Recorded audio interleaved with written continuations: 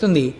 ఒక్కసారి వెళ్ళి భ్రమరాంబ అమ్మవారి యొక్క శ్రీచక్రం ముందు కూర్చుని ఏ తల్లి అయినా కుంకుమార్చన చేస్తే ఎన్ని జన్మలకి కూడా పూర్ణంగా 3 తరాలు చూసి హాయిగా 10 మంది చేత పండు ముత్తైదువా అనిపించుకుని ఎవరింట్లో బిడ్డ పుట్టినా ఆవిడ కట్టి విప్పిన చీర పట్టండని తీసుకెళ్ళి అంత సంతోషపడిపోయేటట్టుగా వాళ్ళ జీవనం నడిచి వృద్ధాప్యంలో హాయిగా భర్తగారి తొడ మీద తల పెట్టుకుని ప్రాణం విడిచిపెట్టగలిగినటువంటి అదృష్టం కలుగుతుంది.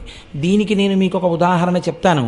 మీకు జ్ఞాపకం ఉందో లేదో, నేను భాగవతం చెప్పే రోజులకు హనుమంతరావు గారిని హైదరాబాద్ నుంచి ఒక మహానుభావుడు ఇక్కడికి వచ్చారు. వారి భార్య గారికి క్యాన్సర్ వచ్చింది. క్యాన్సర్ వచ్చి హాస్పిటల్లో పెట్టి రేడియం ట్రీట్మెంట్ ఇచ్చారు.